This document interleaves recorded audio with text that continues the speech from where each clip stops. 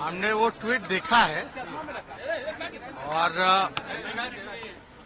Party में पहले जो है अगर किसी को किसी बात पे आपत्ति है तो पार्टी फोरम में जो है बात रखनी चाहिए थी, ना कि ट्वीट के माध्यम से।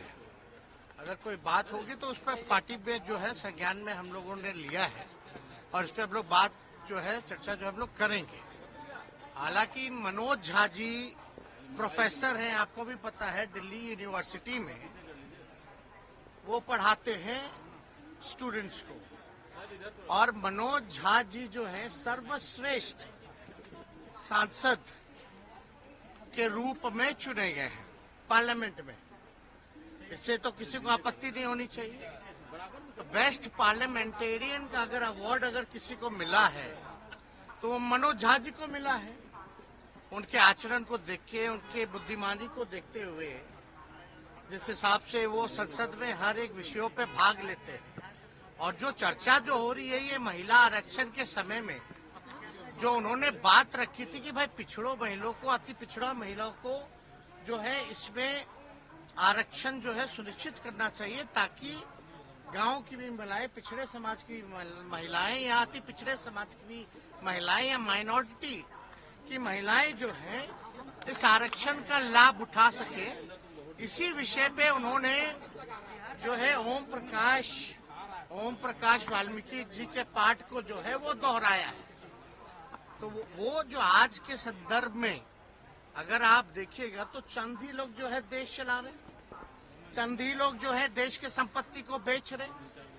तो जो चंद लोगों की जहां तक बात है, और अगर आप देखिएगा जो लैंडलॉर्ड है, अगर ज्यादा जो चंद लोगों के पास जमीनें ज्यादा है, जिसकी आबादी ज्यादा है उसके पास जमीन जो है ही नहीं।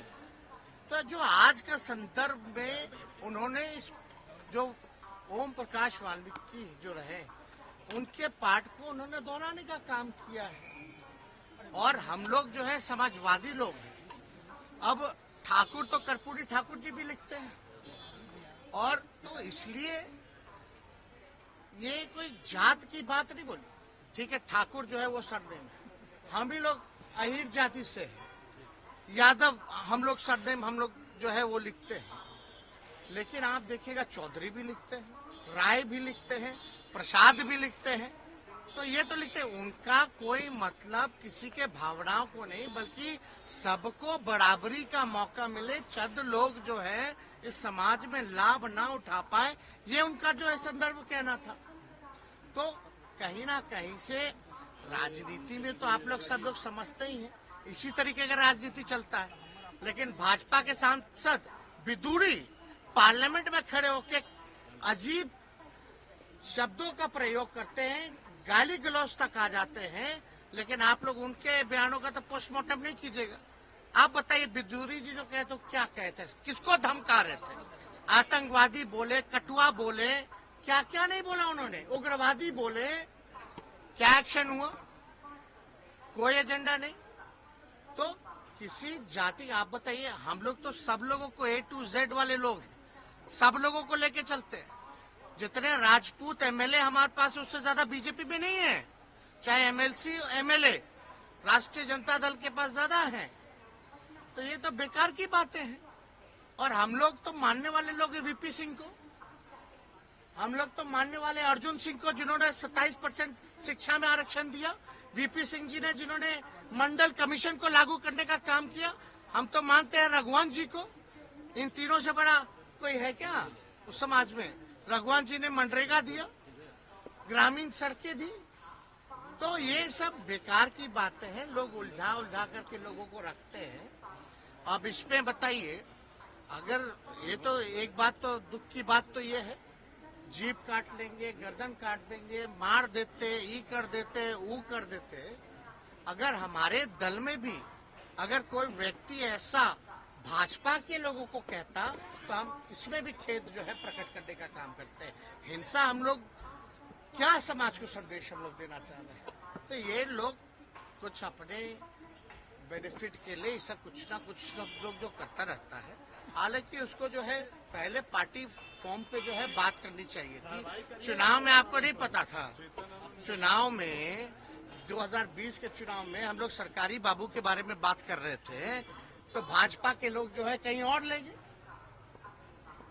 हम घूसखोरी के बारे में बात कर रहे थे, भ्रष्टाचार के बारे में बात कर रहे थे, लेकिन वो कहीं और लेके चला गया। तो ऐसा नहीं है। तो आज का जो परिदृश्य है, जो स्थिति है देश की, जो कुछ लोग जो कब्जा किए हुए हैं उनके बारे में है, ना कि किसी जात के बारे में। जात तो राजपूत जात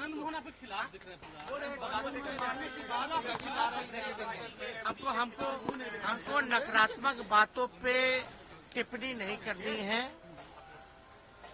और उनके पुत्र जो है हमारे पार्टी से विधायक हैं, उन्होंने इस बात को उठाया था। पार्टी फॉर्म में हम लोग इस बात पे चर्चा। नमस्कार, मैं हूं मानक गुप्ता।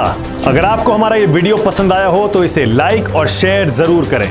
और हां, हमें सब्सक्राइब और फॉलो करना ना भूलें, ताकि आप देश और दुनिया की कोई खबर मिस ना करें। तो जुड़े रहिए हमारे साथ और देखते रहिए न्यूज़ 24।